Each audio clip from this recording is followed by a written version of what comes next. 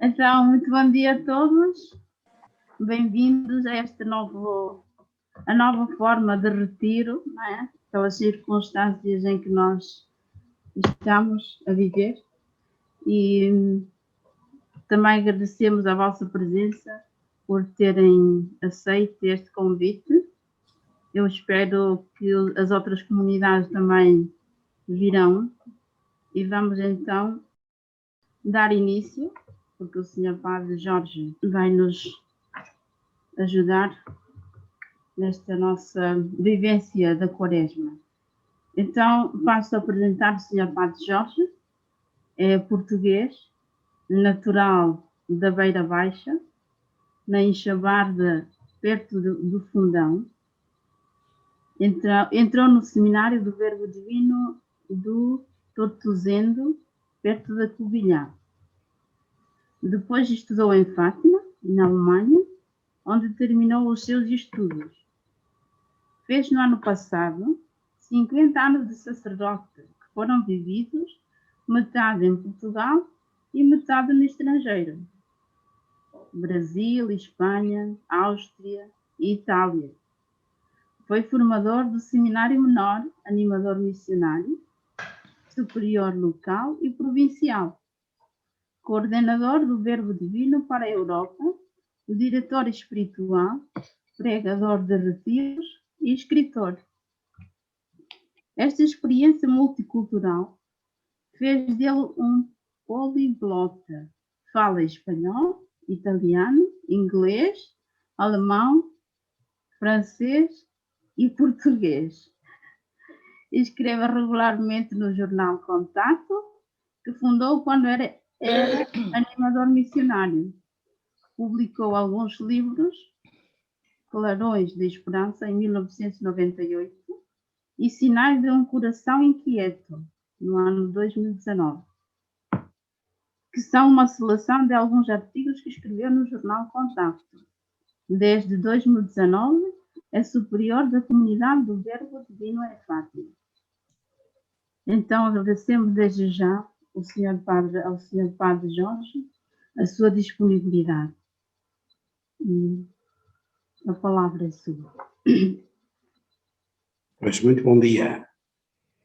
Aqui me têm. E vamos iniciar a nossa reflexão escutando o breve texto do Evangelho que vai ser proclamado amanhã nas nossas comunidades, aquelas que podem ter a celebração da Eucaristia. Naquele tempo, o Espírito Santo impeliu Jesus para o deserto. Jesus esteve no deserto 40 dias e era tentado por Satanás. Vivia com os animais selvagens e os anjos serviam-no. Depois de João ter sido preso, Jesus partiu para a Galileia e começou a pregar o Evangelho dizendo: cumpriu-se o tempo e está próximo o reino de Deus. Arrependei-vos e acreditai no Evangelho.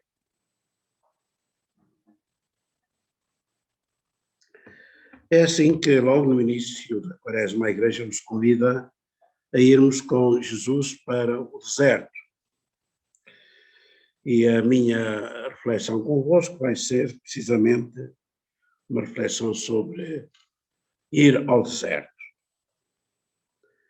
Ir ao deserto não é uma tarefa fácil, sobretudo para nós hoje, porque o deserto coloca-nos numa situação de alguma insegurança.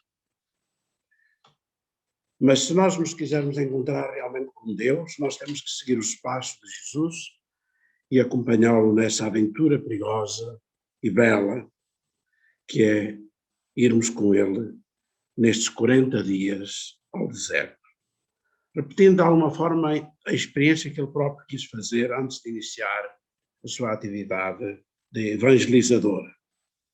Jesus quis encontrar-se em profundidade com o Pai, para assim iniciar de forma adequada a sua pregação, o seu serviço de evangelizador, porque para isso ele tinha sido enviado. Ora, este encontro com Deus, o nosso Abá, torna-se hoje particularmente complicado e difícil, pois nós pretendemos controlar tudo, ter tudo nas nossas mãos. E só encontra Deus quem se deixa surpreender por Ele e não teme abandonar-se a Ele e deixa que seja Ele e não nós a dirigir o barco da nossa vida. E aí está um problema para tantos de nós, depois de termos talvez experimentado enganos e desilusões na vida. Confiar e confiar-se não é tarefa fácil. Confiar-se a Deus, dar-lhe o protagonismo central na nossa vida, é uma forma de termos de reorganizar a vida, não já à volta dos nossos projetos e desejos, mas sim à volta do projeto que Deus tem para cada um de nós. É por essa razão que o encontro com Deus supõe uma purificação e a disposição de se meter pelos caminhos árduos do deserto, onde Deus se quer revelar e falar-nos ao coração. O deserto tem, na espiritualidade de todos os tempos e na Bíblia, um grande relevo. Estamos a iniciar mais uma quaresma. Jesus retirou-se por 40 dias para o deserto e cada ano a liturgia da Igreja nos apresenta Jesus tentado pelo demónio e vencedor de todas essas armadilhas em que o príncipe das trevas procura enredá-lo. Pensei que seria oportuno para todos nós, homens e mulheres consagradas, refletir sobre a importância desta ida de Jesus por 40 dias ao deserto. Como sabem, o nosso percurso de fé não é, por exemplo, o percurso do apóstolo Paulo. Paulo teve a graça de, num momento de iluminação especial, converter-se ao Senhor. Nós não temos, ou a grande maioria de nós não tem essa experiência. Mas a experiência de Paulo no caminho de Damasco pode ajudar-nos a compreender o que eu quero dizer. Paulo está seguro da missão que as autoridades religiosas em Jerusalém lhe confiaram. Como sabemos, ao aproximar-se de Damasco, uma luz vinda do alto ofusca-o. Cai por terra, cai do cavalo e ouve a voz do Senhor. Fica cego e tem que ser levado pela mão à presença de um tal Ananias. Atos 9. Em poucas palavras, os Atos dos Apóstolos dá expressão à parte mais delicada do processo da nossa conversão. Paulo é um fariseu bem formado. Ele está convencido de que a sua missão em Damasco tem a bênção de Deus. Agora descobre subitamente que anda iludido e precisa aprender a deixar-se conduzir por essa voz vinda do alto. É a nossa situação. Queremos ver Deus. Marcamos-lhe até um ponto de encontro. Tentamos talvez manipulá-lo com as nossas promessas e orações. Queremos tocar com a mão o mistério. Conhecer imediatamente a sua vontade. Descobrir as evidências da fé. Estamos talvez dispostos a renunciar aos nossos ídolos e a queimá-los na praça pública, mas exigimos saber para onde nos leva a nova estrada.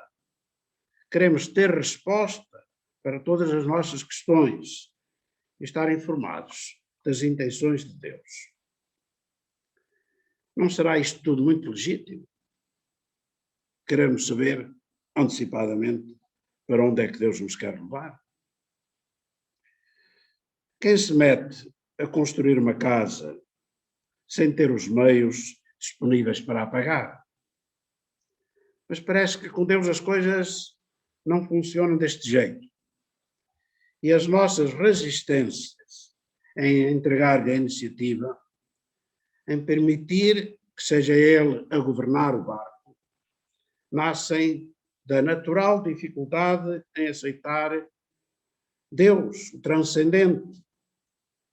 Confiar em Deus, aceitar que Ele sabe bem aquilo que nos convém.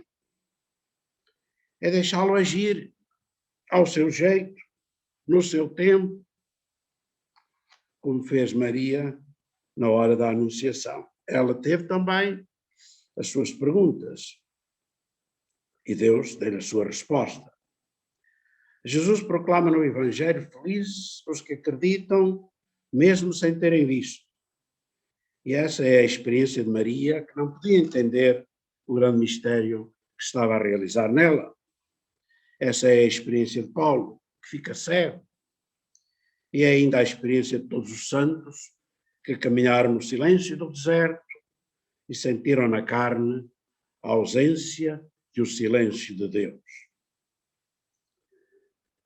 No entanto, os valores e os critérios anteriores à conversão de Paulo não morrem ali às portas de Damasco. O fariseu que ele leva dentro vai necessitar de um longo tempo para morrer. Um dia ele vai retirar-se para o deserto da Arábia. Gálatas 1, 11 a 21. Dizem os exegetas que provavelmente ficou no deserto por uns 3 anos. Será Barnabé que vai procurar para depois partirem em missão pelo mundo. Ora, o mesmo acontece conosco.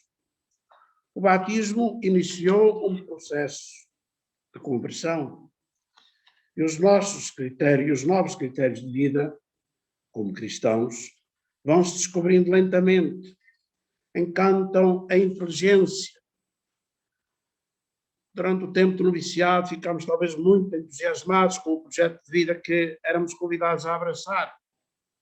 Mas depois vieram as dificuldades e o homem novo demorou a nascer. Paulo entende que Deus lhe pede algo de grande e belo, mas a arrogância do velho fariseu deve morrer nele e dar lugar à graça do Senhor. Paulo deve aprender a ser pobre e humilde. Terá sentido também ele a tentação de voltar atrás? Não sabemos. O que sabemos é que essa tentação pode manifestar-se na nossa vida a qualquer momento. E as seguranças que tínhamos confrontam-se com esta exigência de despojamento e de abandono nas mãos de Deus. Não esquecemos facilmente o conforto do que se deixou para trás e o sabor das cebolas do Egito. E de alguma forma reconstrói-se assim na nossa própria vida a história do povo da antiga aliança. Essa bela história de peregrinar pelo deserto, que é um caminho de escravidão para a liberdade da terra prometida.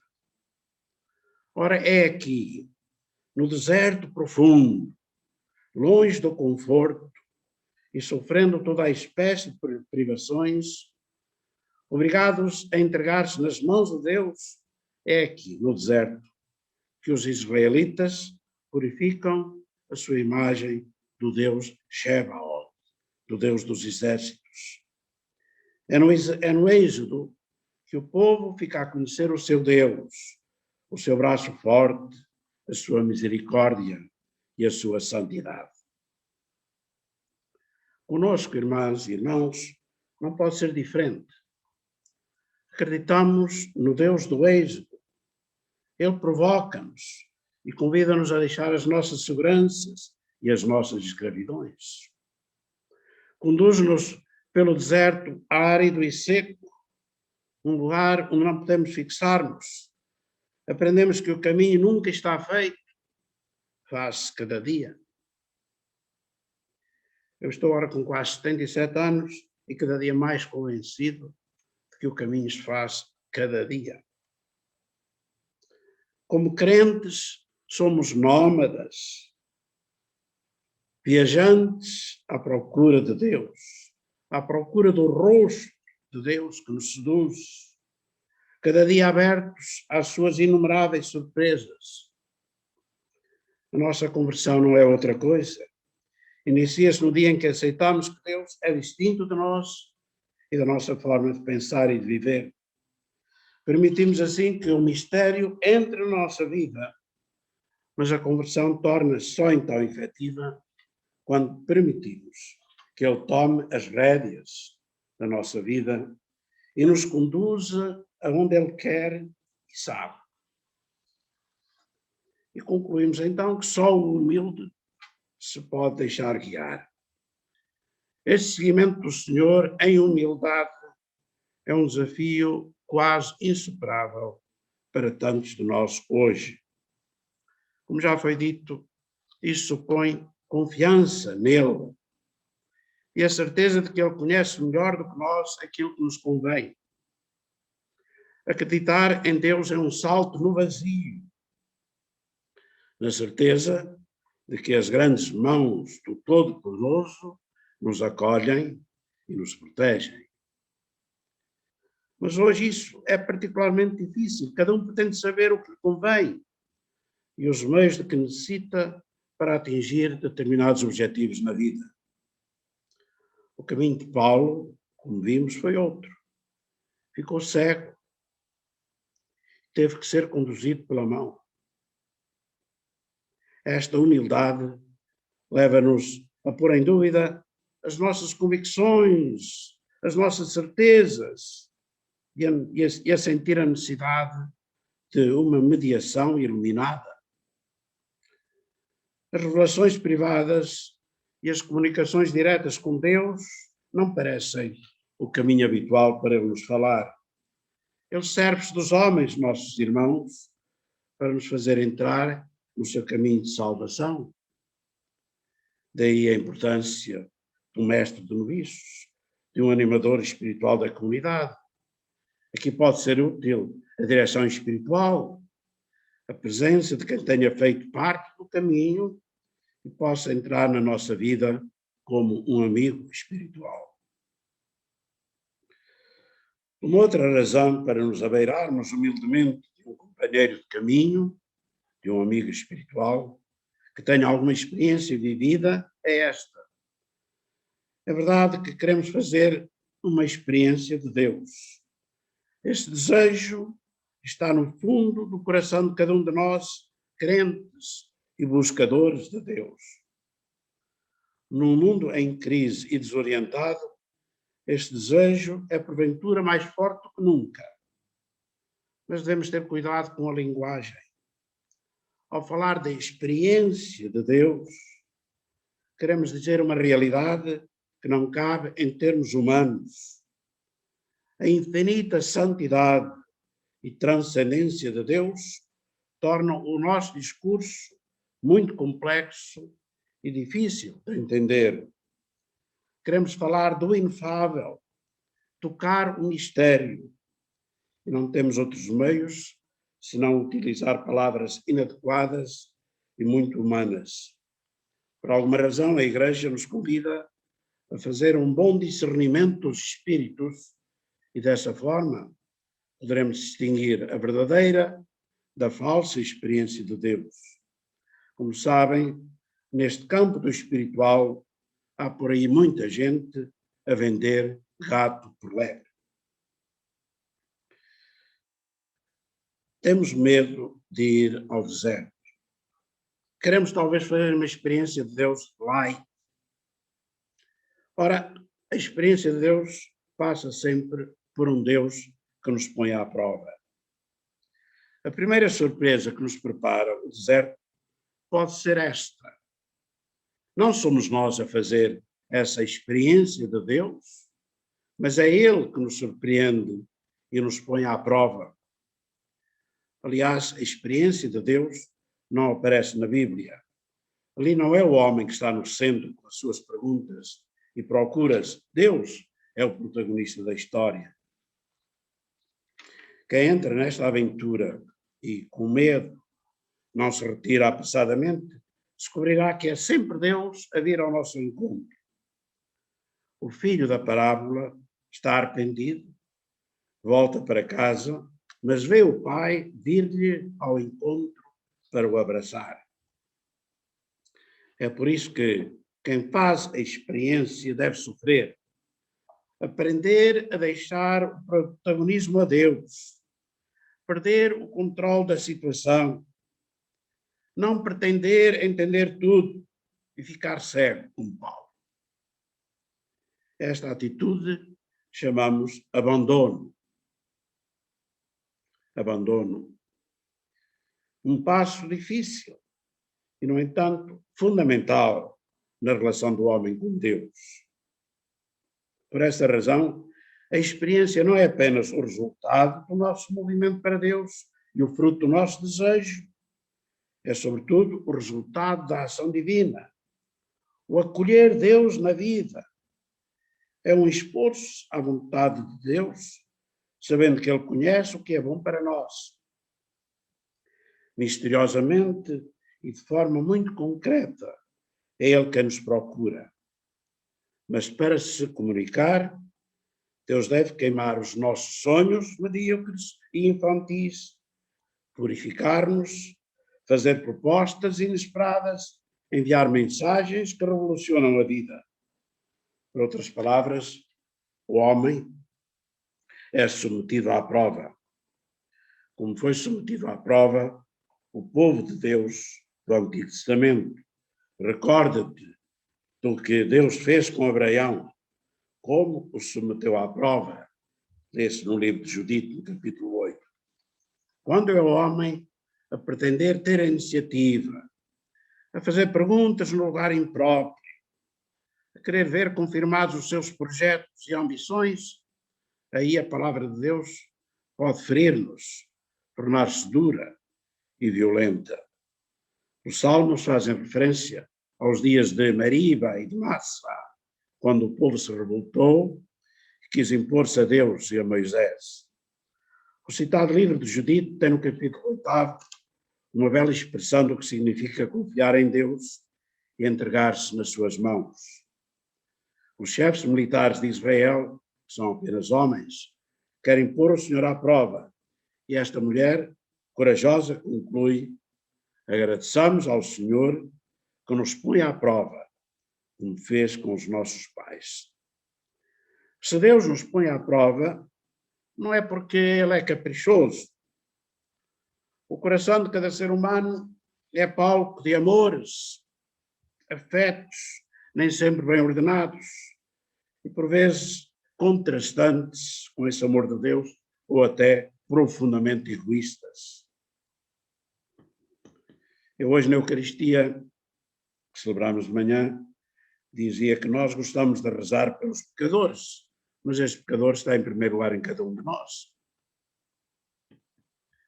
E este tempo de Quaresma não é um tempo apenas para rezarmos pela conversão dos pecadores. É um tempo de irmos morrendo para estes nossos amores, para podermos renascer para o amor do Senhor.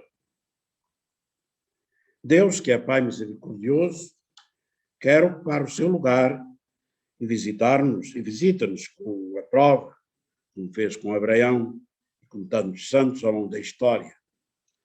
Tal prova pode ter os mais diversos nomes: um amor não correspondido, a solidão afetiva, qualquer desilusão ou tribulação, a morte de um ser querido e amado. Na hora da prova, vem ao de cima aquilo que verdadeiramente conta, os valores em que acreditamos, o que é autêntico e o que é falso ou ilusório na nossa vida. Revela-se ainda o apego a nós mesmos e aos nossos projetos, a preocupação com fare a bela figura, fazer boa figura na frente dos outros, a preocupação com os resultados do nosso trabalho. Tudo coisas legítimas ou não pecaminosas, mas que obstruem a entrada de Deus e a sua soberania no nosso coração. E o tempo da Quaresma, irmãos e irmãs, é o tempo de darmos a Deus de novo essa soberania total sobre nós e sobre e sobre os nossos corações. E somos então, para isso, convidados a ir ao deserto. Cria-se assim o espaço em que a voz de Deus se pode ouvir. Há finalmente uma zona de silêncio e Ele pode intervir. Já não corremos o risco de estar desorientados e demasiado centrados no nosso ego. Pois a experiência de que estamos a falar é um colocar-se nu na presença de Deus, sem defesas, disfarces ou ilusões. Assim Ele pode agir, orientar ao seu jeito, mesmo que isso doa e se transforme, por vezes, numa cruz pesada. Estou aqui a pensar neste momento num religioso, no meu caro confrade Padre David, que há meses está imobilizado, quase imobilizado, numa clínica aqui perto, em Orem, na esperança de um dia poder deslocar-se numa cadeira de rodas. Deus pode nos fazer passar por situações de tanto sofrimento. Faremos então a experiência do povo de Deus no deserto, a purificação, o abandono, o despojamento de nós e dos nossos desejos, vai libertar-nos de outros amores invasivos e prejudiciais. É o que Deus diz a Israel: vou conduzir-te ao deserto e falar-te ao coração. Oséias 2.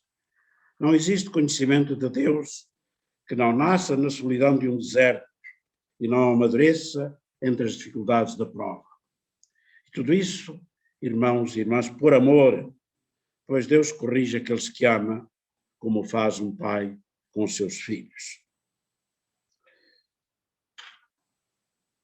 Para entendermos o que pode significar a prova neste processo da busca de Deus, eu gostaria de lhes falar um pouco de Abraão. A história de Abraão é uma história exemplar para nós. Reparem, Deus pede a Abraão o impossível: o sacrifício de Isaac, o filho da promessa, Gênesis 22. A experiência do nosso pai na fé mostra-nos onde pode levar a prova e o dramatismo da mesma. Deus não lhe pede qualquer coisa. Deus não lhe pede para imolar um cordeiro. Este pai idoso pusera naquele filho todo o seu amor e todas as suas esperanças.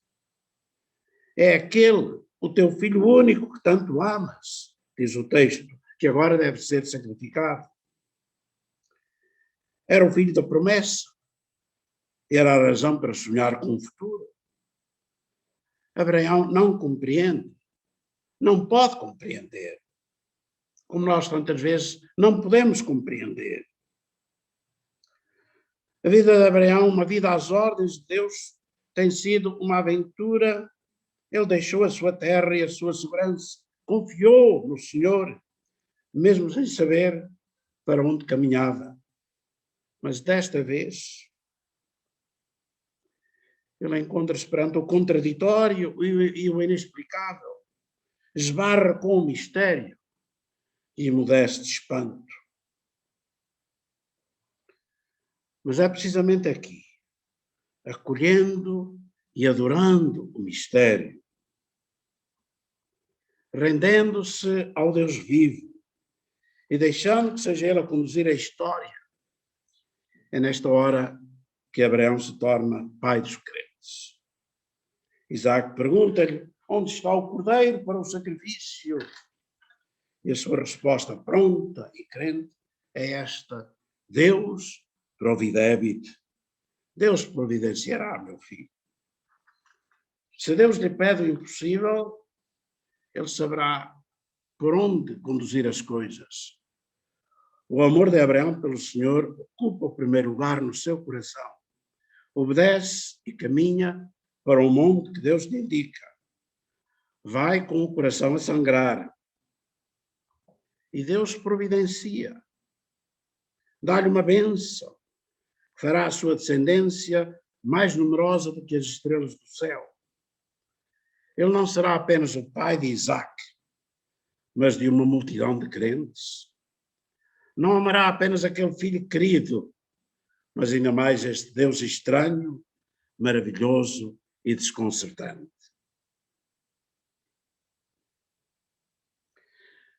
Irmãs e irmãos, esta história repete-se para todos os que querem entrar nesta aventura e descobrem que os caminhos de Deus não são os nossos. Há um momento no nosso caminho em que o Senhor nos pede o sacrifício do Filho. Qualquer coisa a que nos afeiçoamos, ou uma pessoa que entrou na nossa vida e pensamos ser inseparável de nós, alguém que nos é extremamente querido. Afetos sãos, intensos e moralmente bons, que enchem o coração. E Deus agora pede-nos para os abandonarmos. Talvez os serviços apostólicos em que investimos uma vida e agora temos que nos retirar para uma casa de idosos. Ou uma separação forçada e não prevista, uma transferência de comunidade que nos está a custar os olhos da cara. Quando Deus pede tanto e nos encontra dispostos a sacrificar tudo, como na história de Abraão, começamos então a perceber o que significa caminhar na fé. Mais que adesão a verdades reveladas por Deus, então a fé é um confiar-se, um entregar-se totalmente nas mãos deste Deus. Um entregar-se rendido à sua palavra. De facto, é impossível renunciar a um afeto belo e são, a não ser por um amor maior. A prova que Deus submete a Abraão, e cada um de nós, não é para verificar se o amamos, mas para nos conduzir a um amor maior. Ele quer saber se pode contar conosco ou se o nosso amor são apenas belas palavras ou uma simples confissão de fé, um credo que se reza cada domingo na missa. A prova, aceite com humildade da mão de Deus, pode realizar esta maravilha. Os espaços ocupados por prévias experiências de amor, também as mais profundas, são agora ocupadas por Deus. O coração do homem dilata-se, transforma-se em terra da sua conquista e área de encontro com o Senhor. E onde Deus entrou, torna-se um santuário, um lugar onde Ele se manifesta e só a Ele pertence. E o coração e a nossa mente, provados pelo fogo, agora conhecem Deus de perto e não apenas por lhe terem falado dele. É um conhecimento novo, direto e pessoal. Já não é uma fé herdada, transmitida, é uma fé vivida, é uma fé transformada em vida. E quanto mais dura foi a prova, tanto mais se torna verdadeira e sensível esta presença de Deus na vida. Não é, portanto, um sentimento passageiro ligado ao nosso estado de ânimo, mas é o fruto da ação e da presença do Espírito naquele que acredita. Em Romanos 5:5, Paulo fala do amor de Deus que foi derramado nos nossos pobres corações. Tal afirmação recorda-nos o que tem tentado dizer-nos. Os místicos sabem que esta exuberante e explosiva experiência é sempre iniciativa do Espírito e invade a mente, o coração e a vontade do ser humano. Estas nossas capacidades dilatam-se e vão muito além da capacidade natural de dar e receber amor. Ou seja, renunciando a um amor humano e criando espaço a Deus, amando a Deus com todo o coração, aprendemos a amar ainda mais as suas criaturas. Tudo indica que a autenticidade da chamada experiência de Deus se manifesta precisamente neste desbloquear de energias novas que nos aproximam ainda mais dos nossos irmãos. Se não acontecesse assim, a dita experiência de Deus não passaria de uma ilusão. É este o modo de agir de Deus. Pede-nos o holocausto de um amor talvez importante, o Filho, mas depois dá-nos muito mais do que aquilo que nos pediu. Pede-nos para deixarmos uma criatura, mas depois faz-nos descobrir um modo novo, insuspeitado, mais humano e verdadeiro de amar os nossos irmãos e irmãs. Deus multiplica a nossa fecundidade e faz-nos pais ou mães de uma multidão, como na bela história de Abraão.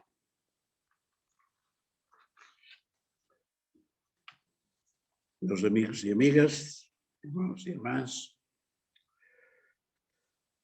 afinal, o que torna a experiência tão difícil para tantos de nós hoje é o facto de não termos outras certezas e seguranças para além da palavra e do exemplo dos santos. Deus não nos dá outras certezas, não nos dá outras seguranças. Entrar neste deserto e passar por este processo de purificação, do qual a prova é elemento fundamental, é um grande risco. O risco de abandonar-se ao mistério, de não pretender entender tudo, de caminhar por vezes na noite, às escuras e às apalpadelas. A razão e a lógica funcionam certamente, iluminadas pela fé, podem sugerir-nos que a entrada neste deserto é razoável e segura, pois a vida está nas mãos desse Deus que nos conhece, nos chama e sabe o que é bom para nós. Aceitando assim a prova como expressão do amor de Deus e vivendo-a como um momento de purificação, saímos desta fase de purificação no deserto para entrar numa fase nova do nosso caminho espiritual. É a fase da reestruturação. Por oposição a esta de que estamos a falar, foi uma fase de desconstrução das nossas ilusões e fantasias. É tempo de assistir ao nascimento de um novo eu. Isso supõe uma reorganização de todas as nossas estruturas a nível espiritual. É um trabalho que deve ir às raízes da pessoa, a partir de tudo aquilo que já aconteceu na fase anterior. Mas o terreno está agora livre e purificado e a obra do Espírito pode continuar.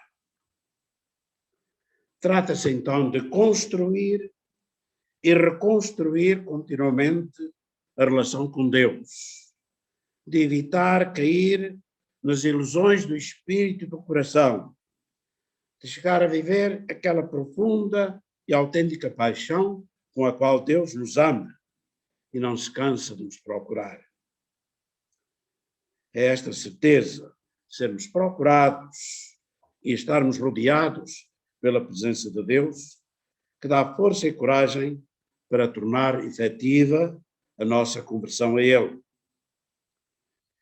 E como as nossas ilusões andavam à volta da nossa inteligência, do nosso coração, com seus amorios e da nossa vontade muitas vezes mal orientada, também aqui, na fase construtiva, vamos percorrer as mesmas pistas, mas estas estão agora purificadas, graças ao longo deserto que tivemos a coragem de atravessar.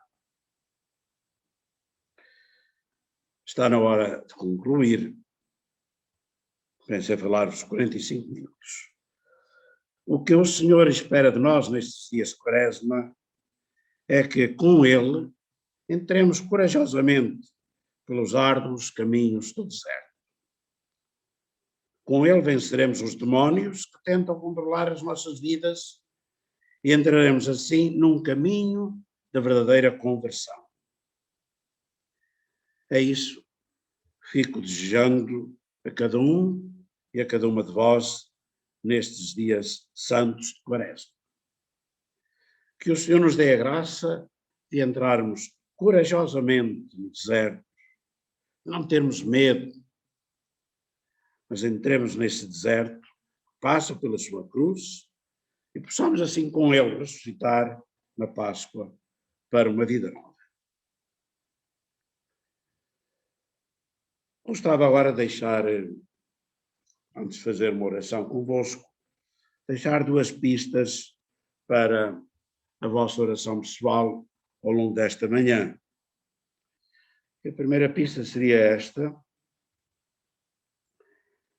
deixar-se guiar, não só para as noviças, estou aqui a ver algumas candidatas à ordem, a ser clarissas, mas este deixar-se guiar é uma dimensão fundamental na nossa vida espiritual. Porque nós iludimos-nos facilmente. E facilmente vamos por onde o coração nos leva. E muitas vezes o coração não nos leva precisamente pelos caminhos do Evangelho. Antes nos levasse.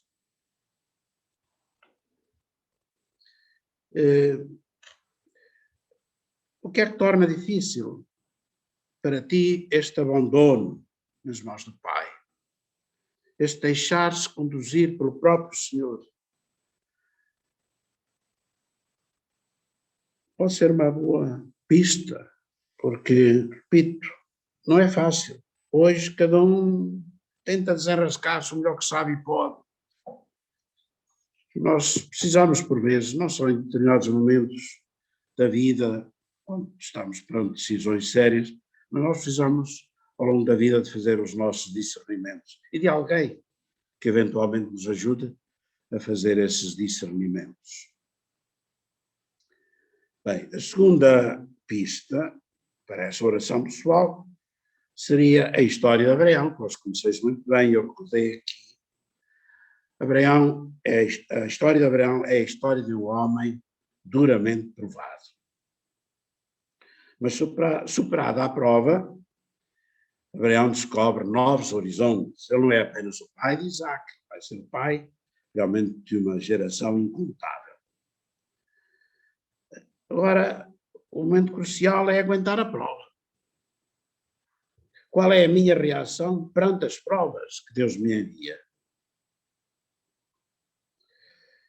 Eu falei-lhes há pouco aqui da situação do nosso padre David, que está realmente a viver, um homem cheio de vida, com um enorme desejo de viver, professor de História na Universidade Católica, já reformado agora, mas estava a orientar os doutorandos, e que agora, após um problema de saúde, está imobilizado na parte inferior do corpo. O corpo não perdeu a sensibilidade. Eu tenho-lhe telefonado e uma das coisas que me comove sempre quando falo com ele ao telefone, até porque não podemos visitar, uma coisa que me comove sempre é ver como o padre David aceitou esta prova de uma forma realmente muito bela, muito positiva, muito cristã. Mas como sabemos, nem todos reagem assim. Antes reagíssemos. Qual é a minha reação perante as provas que Deus me envia? E termino então com uma oração. Bendito sejas, Pai, por este tempo tão oportuno para a conversão e o encontro contigo. Um tempo que tu concedes de forma gratuita a todos os teus filhos e filhas que andam desorientados e perdidos pelos caminhos da vida. Também nós, consagrados, quantas vezes nos encontramos desorientados, perdidos. Mas sabemos que tu não nos abandonas, tu estás connosco. Bendito sejas, ó Pai, porque nos dás o teu Espírito, o único que pode converter-nos, o único que pode levar-nos ao deserto, o único que pode dar-nos um coração de filhos, o único que pode guiar-nos pelos caminhos do Evangelho, o único que pode tornar possível o nosso regresso à tua casa.